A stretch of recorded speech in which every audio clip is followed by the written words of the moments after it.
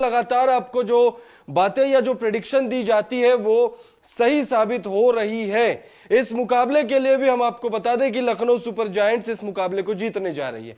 अब आपको बताते हैं कि कैसे सही साबित हुआ है।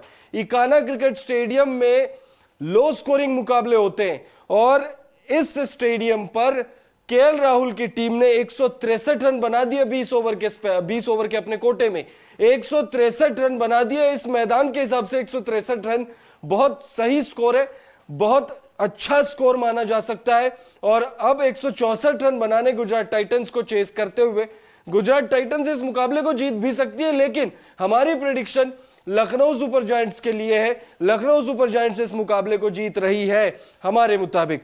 अब लखनऊ सुपर जायंट्स के बैटिंग स्कोर कार्ड पर नजर डालते हैं, किस बल्लेबाज ने कितने रन बनाए, किस बल्लेबाज ने कैसी बल्लेबाजी की है। तो क्विंटन डिकॉक सिर्फ एक छक्का लगाकर आउट हो गए, 4 गेंदों का सामना किया, 6 रन बनाकर आउट हुए। अच्छा लग रहा था उनको देखकर, जब उन्होंने 6 लगाया तब ऐसा लगा कि वो बड़ी पारी खेल सकते हैं आज होम ग्राउंड पर, लेकिन उसके बाद वो आउट हो गए तो ज्यादा वो बड़ा योगदान नहीं दे पाए। केएल राहुल के साथ मिलकर पारी को वो बड़ी पारी में तब्दील नहीं कर पाए, लेकिन केएल राहुल को क्विंटन डिकॉक के आउट होने के बाद ऐसा लगा कि वो संभलने के प्रयास में ही बड़ी पारी नहीं खेल पाए और साथ ही साथ उन्होंने जो पारी खेली है वो बहुत धीमी गति से खेली है। 31 गेंदों में 33 रनों की पारी खेली है, 3 चौके लगाए, एक भी 6 उनके बल्ले से हमें देखने को नहीं मिला। बहुत ही धीमी गति की पारी केएल राहुल द्वारा हमें देखने को मिला है। उसके बाद देवदत्त पाडिक्कल सुपरस्टार बल्लेबाज थे, ये आरसीबी के लिए जब खेल रहे थे, लेकिन जब से ये एलएसजी आए हैं, या यूं कहें कि जब से ये आरसीबी से बाहर निकले हैं, तब से ही देवदत्त पाडिक्कल जो है बहुत निराश इन्होंने किया है। आईपीएल 2024 में यह लगातार चौथी बार है जब सिंगल डिजिट में देवदत्त पाडिक्कल आउट हुए, 7 रन बनाकर आउट हुए। मार्कस स्टोइनिस 43 गेंदों में 58 रनों की पारी मार्कस स्टोइनिस ने खेली, 4 चौके और 2 6 उनके बल्ले से हमें देखने को मिला है। निकोलस पूरन नॉट आउट लौटे हैं, 22 गेंदों में 32 रनों की पारी इन्होंने खेली है, 3 6 इनके बल्ले से हमें देखने को मिला है। उसके बाद आयुष बदोनी की बात करें तो 11 गेंदों में 20 रन आयुष बदोनी के बल्ले से हमें देखने को मिला, 3 चौके इन्होंने लगाए आयुष बदोनी ने। और कृणाल पांड्या मात्र 2 गेंदों के लिए क्रीज पर आए और 2 रन उन्होंने बनाए इन 2 गेंदों का सामना करते हुए और नॉट आउट लौटे हैं, आउट नहीं हुए। तो लखनऊ सुपर जायंट्स ने 5 विकेट खोकर 163 रन बना दिए।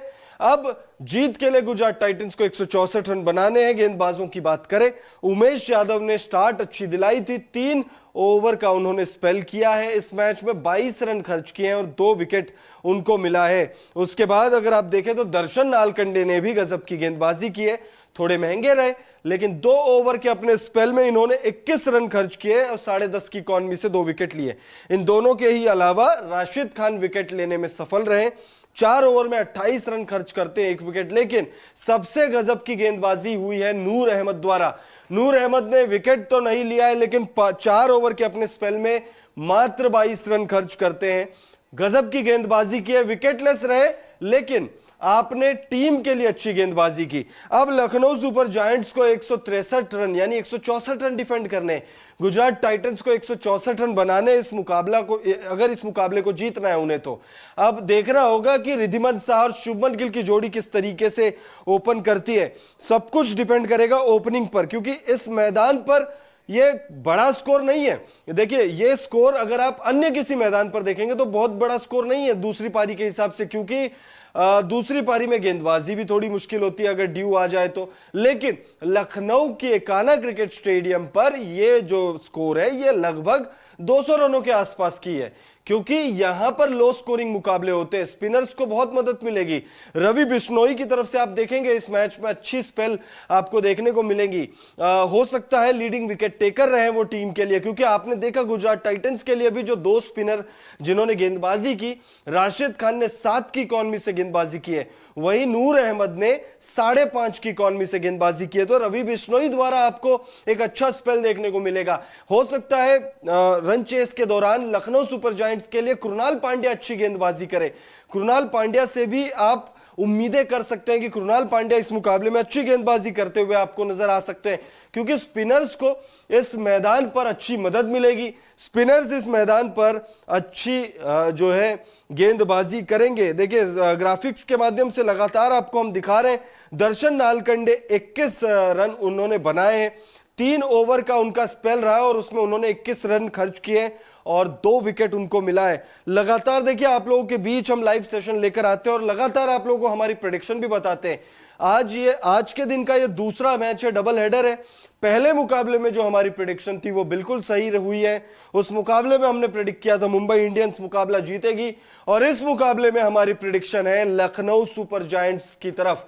लखनऊ सुपर जायंट्स इस मुकाबले को जीत रही है। हमारे हिसाब से हो तो कुछ भी सकता है, लखनऊ जीत भी सकती है, गुजरात जीत सकती है, गुजरात हार सकती है, लखनऊ हो सकता है हार जाए, लेकिन हमारी प्रेडिक्शन जो है वो लखनऊ सुपर जायंट्स की तरफ है। और हमारे द्वारा बताई गई जानकारी अब तक लगभग सही साबित हो रही है। कल का मुकाबला अगर आप हटा दे, आरसीबी वाला जो मैच था, लेकिन उस मुकाबले में भी आरसीबी ने अंत आते आते अच्छा फाइट बैक किया था। अगर एक ओवर और अच्छी निकल जाती वहां पर तो आरसीबी वो मुकाबला शायद जीत भी जाती, लेकिन उस एक प्रेडिक्शन को छोड़ दे तो विराट कोहली को लेकर प्रेडिक्शन थी, जॉश बटलर को लेकर थी, संजू सैमसन को लेकर थी, तो लगातार तमाम प्रेडिक्शंस जो है हमारी सही हो रही है।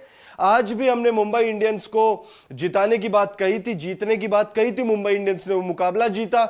और अब इस मुकाबले में लखनऊ सुपर जायंट्स बाजी मार सकती है, क्योंकि 164 रन डिफेंड करने लखनऊ सुपर जायंट्स को इकाना क्रिकेट स्टेडियम में ये जो स्कोर है ये लगभग 200 रनों के बराबर है। दूसरी पारी में लगभग 200 रनों का स्कोर चेस करना वैसे भी बहुत मुश्किल होता है, आप कंफ्यूज मत होइए। इकाना क्रिकेट स्टेडियम में 163 रन लगभग 200 रनों के बराबर है अन्य किसी ग्राउंड को अगर आप कंपेयर करेंगे, क्योंकि यहां पर लो स्कोरिंग मुकाबले होते हैं, यहां पर स्पिनर्स का दबदबा देखने को मिलेगा आपको। दूसरी पारी में आप देखिएगा रवि बिश्नोई हो सकता है अच्छी गेंदबाजी करे, या फिर कृणाल पांड्या से आप एक अच्छे स्पेल की उम्मीद कर सकते हो सकता है ये दोनों मिलकर 3 से 4 विकेट भी चटका दे, हो कुछ भी सकता है इस मुकाबले में। गुजरात टाइटंस के बल्लेबाजों को अब एक अच्छी शुरुआत की जरूरत है। अगर अच्छी शुरुआत नहीं मिलती है गिल और रिद्धिमान साहा द्वारा, तो फिर निश्चित तौर पर मुश्किलात का सामना करना पड़ेगा गुजरात टाइटंस को। केन विलियमसन नंबर 3 पर बल्लेबाजी करने के लिए आएंगे, इंपैक्ट प्लेयर के तौर पर पिछले मुकाबले में अच्छी बल्लेबाजी की थी उन्होंने, इस मुकाबले में भी वो आएंगे। हो सकता है केन विलियमसन अगर गुजरात टाइटंस से मुकाबला जीतती है तो पॉसिबिलिटीज है कि केन विलियमसन एक अच्छी नॉक खेल ले गुजरात टाइटंस के लिए।